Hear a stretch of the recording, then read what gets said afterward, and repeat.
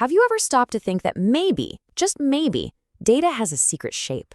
Well, today we're going to unlock one of the most powerful and honestly beautiful tools in data science, t-SNE. It's an algorithm that lets us see the invisible, to find those hidden structures that are tucked away inside our data. By the time we're done here, you're not just going to understand how it works, you'll be seeing your data in a whole new dimension. Let's dive in. So let's just kick things off with a question that sounds, well, impossible. We live in a 3D world, right? We draw on 2D screens, so how on earth are you supposed to visualize data that has hundreds or even thousands of different features? I mean, how do you even begin to plot a shape that exists in a space you can't even wrap your head around? The answer, it turns out, is surprisingly elegant. You don't even try to map the entire universe of the data. No, instead, you focus on its local structure. You find its hidden neighborhoods. And that, right there, is the big secret behind t-SNE. Okay, so to really get why t-SNE is such a game changer, we first have to wrap our minds around this thing called the high dimension problem. It's a massive, massive challenge for anyone working with real-world data. And the solution is, well, it's pretty mind-blowing. This right here really gets to the heart of it.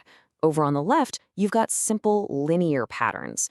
Think of data that pretty much follows a straight line. Older methods like principal component analysis or PCA, they're great at finding the main direction of this kind of data. But let's be real, real-world data is almost never that neat. It's usually nonlinear, all tangled up in these complex shapes, like the spirals and circles you see on the right. And for that kind of beautiful mess, those older linear methods are completely blind. And here's the absolute kicker. If you just take that complex, tangled up data and try to just squish it flat onto a 2D plot, you destroy everything. The very patterns, the clusters you were hoping to find, they get all mixed up and completely lost. We needed a much smarter way to do this. And that brings us to the hero of our story today. So let's meet t-SNE. I like to call it the untangler, a tool built specifically for this messy, complex, nonlinear world. So what is it, really? Well, put simply, t-SNE is a visualization technique. It takes that high-dimensional mess and creates this gorgeous low-dimensional map. And it has one single mission in life, to make sure that points that were neighbors in the original data end up as neighbors on the final map.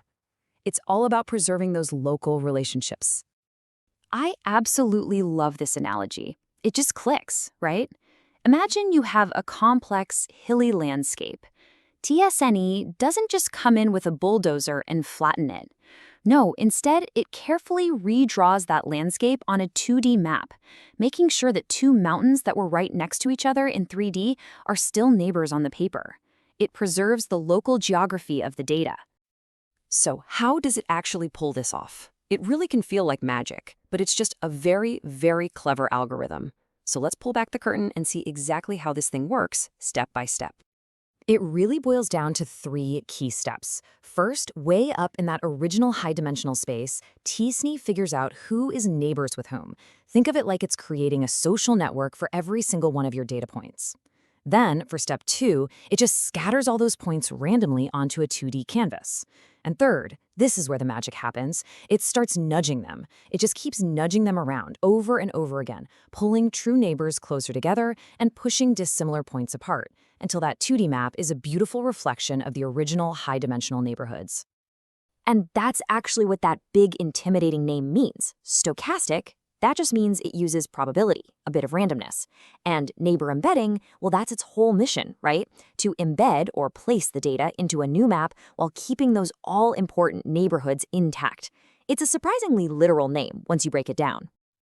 Okay, so the algorithm's done its thing, and now we have this beautiful map. But how do we actually read it?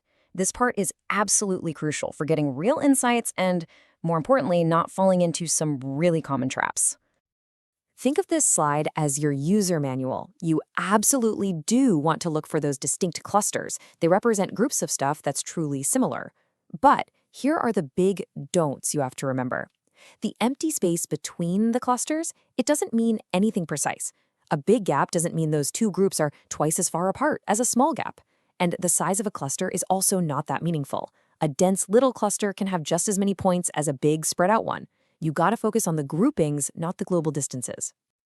So here's the bottom line. When you see a tight, dense cluster on your map, what it's telling you is, hey, all of these items shared some deep, common features way back in the original messy data. A classic example is running t-SNE on images of handwritten digits. All the pictures of the number 7 will naturally pull together into their own distinct island, totally separate from the island of ones. The map reveals a hidden truth about the data. And this really gets to the core of it all. The incredible power of t-SNE comes from its relentless, single-minded focus on neighbors, on this idea that the most important stories are almost always local. I think this quote just perfectly sums up the whole philosophy. Instead of trying to find one big, grand, overarching rule that explains everything, t-SNE leans in and listens to the small conversations happening in tiny local neighborhoods. And by piecing all of those little stories together, it reveals the true social structure of our data.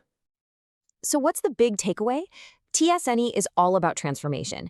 It takes this unreadable, intimidating cloud of high-dimensional data and turns it into an intuitive, beautiful map where you can literally see the groups, see the outliers, and see the relationships. It turns chaos into clarity. And all of this leaves us with one final, and I think pretty inspiring question. With tools like this that let us see things in ways we never could before, what incredible patterns, what hidden structures, and what brand new discoveries are just sitting there, waiting to be visualized in the world's data? Now you have a tool to go find out.